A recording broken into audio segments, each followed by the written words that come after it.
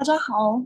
Today I'm going to be talking about Chinese immigration to the US and reasons that they immigrated and how that led to the prevalence of Chinese culture today in the US and mostly California. So, a little bit of background on my presentation. The reasons that Chinese men wanted to leave China and specifically made them immigrate, I'm going to be talking about as push and pull factors. So, Chinese people and their culture have been introduced to the US fairly recently. It was only in like the second half of the 1800s. So, the push factor that I'm going to be talking about mostly is the Opium Wars, which pushed Chinese men mostly out of China. And then a pull factor would be the gold rush in California, which prompted Chinese men to search for social and economic opportunities. But ultimately, as we'll see, they were not met with open arms. So, a push factor, the Opium Wars, there were two. And the first one is 第一次鸦片战争. Both of the Opium Wars were mostly fought only between Britain and China. And the reason that they were fought is because Britain had a monopoly over the cultivation of opium, which China had been using for centuries for medicinal and recreational purposes. But the Emperor Jia Qingdi ultimately banned it, the importation and the use of opium in 1800. But the British East India Company wanted to use China as a source that they could get money from and they could import opium into, but China, the emperor, didn't want that. So he saw the effects that it had on people and he banned it in 1800, and ultimately it was punishable. You would get beatings if you were caught smoking opium by 1813. And this is a source that shows the imports of opium into China, which increased exponentially over time. And we can see how it, even though it was banned in 1800, the use of it still continued. And the crates that they were imported in increased 6 times between the Opium Wars. So a pull factor was the gold rush in California.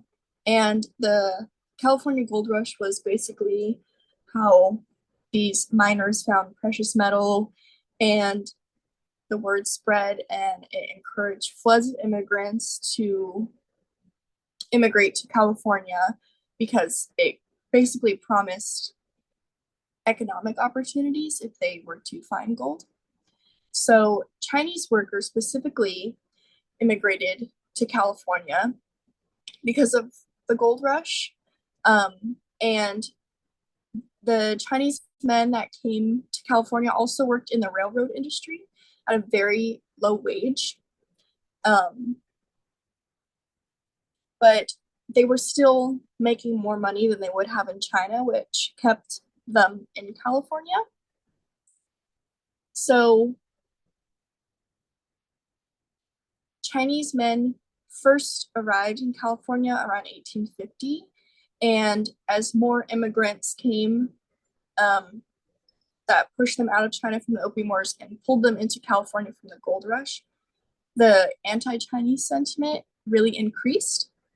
So Chinese people were experiencing hatred because of stereotypes against them and their culture, a feeling that non-Chinese workers, or mostly white men in California, felt a moral and cultural superiority over Chinese people and Chinese culture, and the Chinese willingness to work at such a low wage. So the idea that Chinese people were taking their jobs essentially was a really big issue in the mid and late 1800s. So Chinese treatment throughout their time in California was caused by the hatred of them, and a lot of social tensions happened, and the argument mostly was not mostly, but the argument kind of half was a cultural difference, and some of it was racist. And these are different because the cultural argument was that they were just kind of like white people had a better culture, but they could assimilate, which is rooted in racism.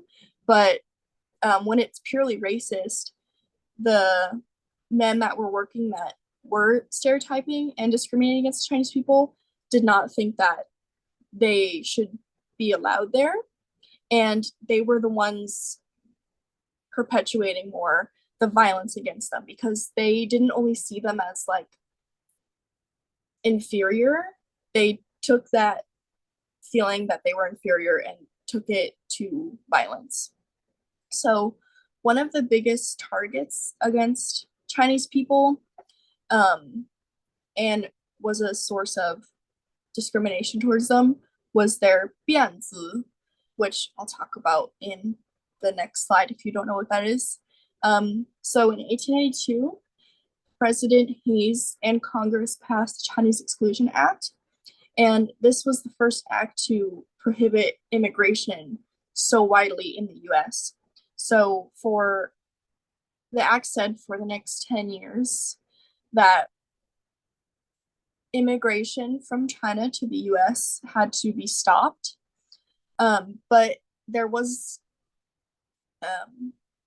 an exclusion for some people, but you had to have like a certificate showing that you were either a diplomat, a merchant, a scholar, or a laborer. So you had to basically show that you were contributing to the economy and that that's what you were there for, because that's basically what people wanted to do with Chinese people, is exploit them for their labor because they knew they would work at such low wages.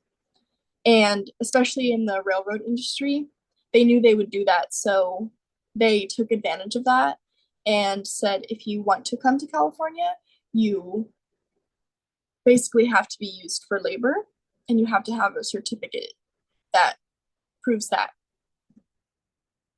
So this is the bianzi that I talked about. It's the Q hairstyle, which is really prominent from the mid 1600s into the early 1900s. And this is from the Qing dynasty. So Chinese hair has changed over time, the meaning of it. And so this was a really easy way for the racists in California to point out who is Chinese.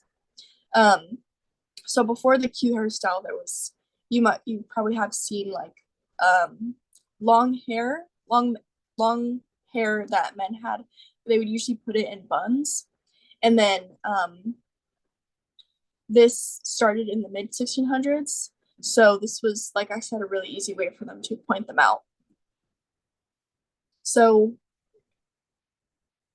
obviously, Chinese people are allowed in California now, and we have Chinatowns. So Chinatowns were created during the time of Chinese exclusion, Chinese discrimination, and Chinese hatred in California.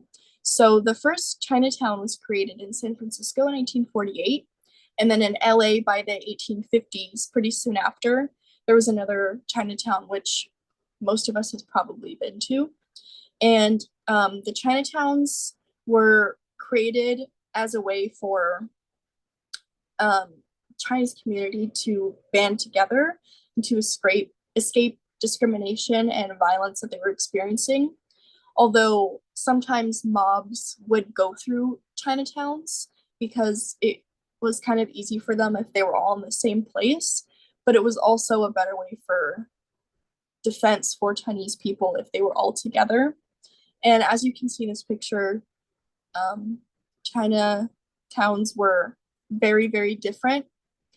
The one in San Francisco, especially after an earthquake in the early 1900s, had to be reconstructed. So the Chinatowns that we know and the Chinatowns from the 1800s and the early 1900s are pretty different. So my questions and reflections I have here is, how do you see Chinese or Asian American exclusion today? And if you can tie into how it started in California in the 1850s, the connections that you see. Question 2, which places have your ancestors immigrated to? Number 3, do you think the push or the pull factor motivated Chinese immigration to the US more? Why? And number 4, have you been to Chinatown before? Please describe your experience. Thank you.